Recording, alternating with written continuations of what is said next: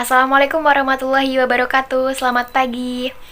Pada pertemuan kali ini, saya akan membahas pemeriksaan biaya dibayar di muka atau prepare expenses dan pajak dibayar di muka atau prepare taxes. Nah, sebelumnya, perkenalkan, nama saya Yuni Maharani dari kelas pengauditan B dengan NIM 202112059 jurusan akuntansi Universitas Muria Kudus. Pada garis besar pembahasan akan saya bagi menjadi 3 ya. Yang pertama, sifat dan contoh biaya dan pajak dibayar di muka. Yang kedua, tujuan pemeriksaan biaya dan pajak dibayar di muka. Dan yang ketiga, prosedur pemeriksaannya. Nah, sifat dari biaya dan pajak dibayar di muka ini mempunyai manfaat kurang atau sama dengan 1 tahun sehingga dikelompokkan sebagai harta atau aset lancar. Untuk pengertiannya, biaya yang dibayar di muka adalah biaya yang telah terjadi yang akan digunakan untuk aktivitas perusahaan yang akan datang. Sedangkan pajak dibayar di muka adalah pajak yang dibayar oleh perusahaan setiap bulan atau dipotong atau dipungut oleh pihak ketiga dan akan diperhitungkan sebagai kredit pajak di akhir tahun atau bisa disebut juga dengan PPh. Nah, bisa juga dipotong atau dipungut pada akhir bulan atau PPN. Contoh dari biaya dibayar di muka, yang pertama premi asuransi, yang kedua sewa dibayar di muka untuk masa 1 tahun yang akan datang atau prepaid.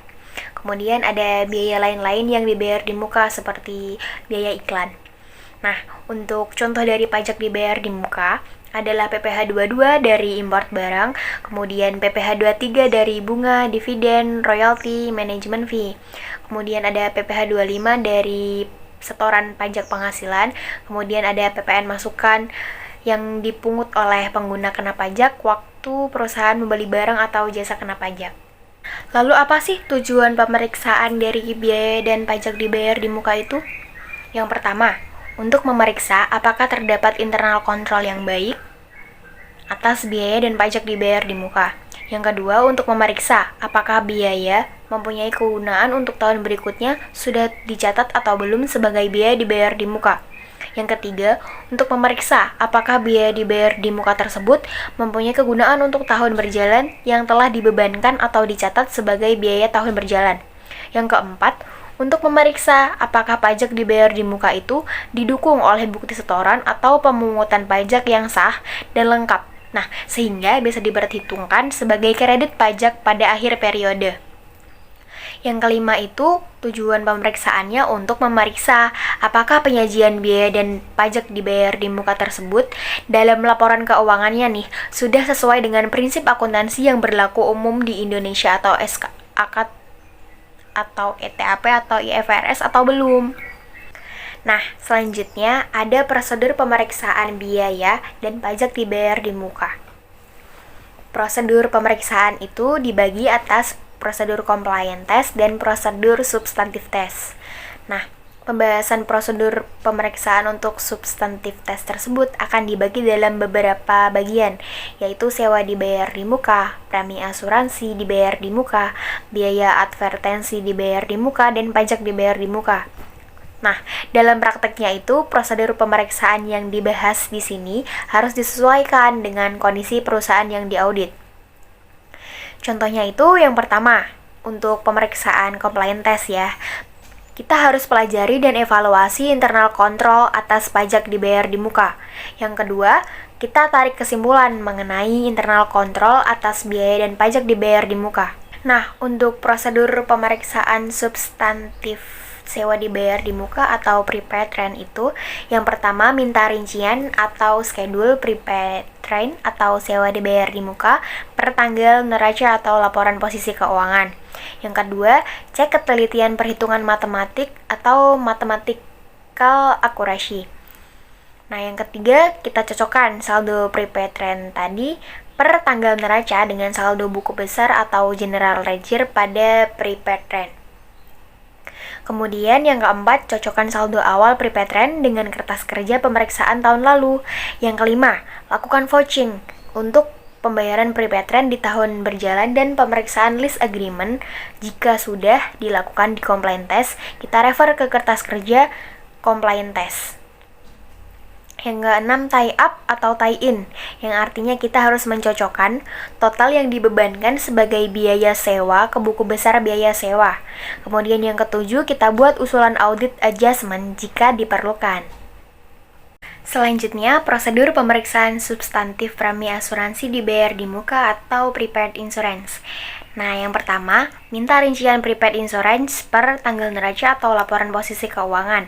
Yang kedua, cek mathematical akurasi. Yang ketiga, cocokkan saldo prepaid insurance per tanggal neraca dengan saldo buku besar atau general ledger prepaid insurance. Yang keempat, kita cocokkan saldo awal dengan kertas kerja pemeriksaan tahun lalu. Yang kelima, lakukan vouching untuk pembayaran premi asuransi di tahun berjalan. Kita harus memperhatikan apakah ada diskon untuk pembayaran tersebut. Yang keenam, periksa polis asuransi dan cocokkan data dalam polis asuransi dengan rincian prepaid insurance. Yang ketujuh, tie up total yang dibebankan sebagai biaya asuransi ke buku besar biaya asuransi.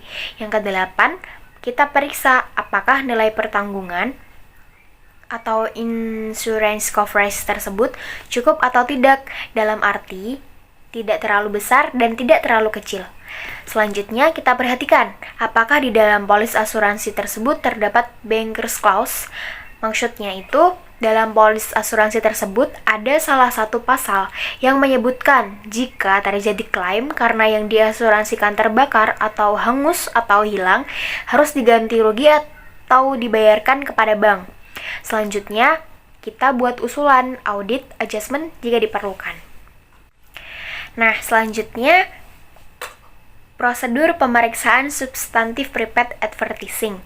Yang pertama, kita minta rincian prepaid advertising per tanggal neraca dulu.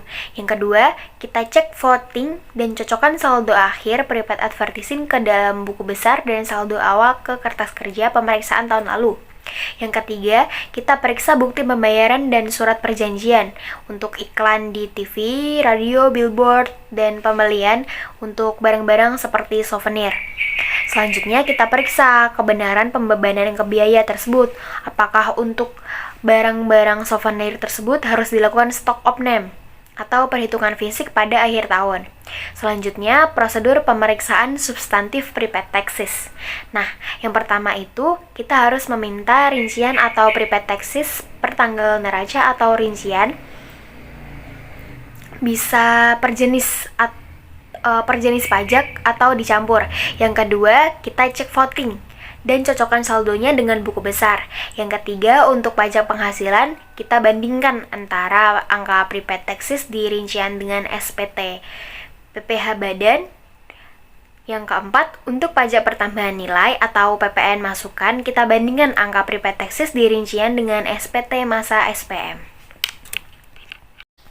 Nah, pada video kali ini kita sudah membahas sifat dan contoh biaya dibayar di muka, tujuan pemeriksaan biaya dan pajak dibayar di muka, kemudian prosedur pemeriksaannya.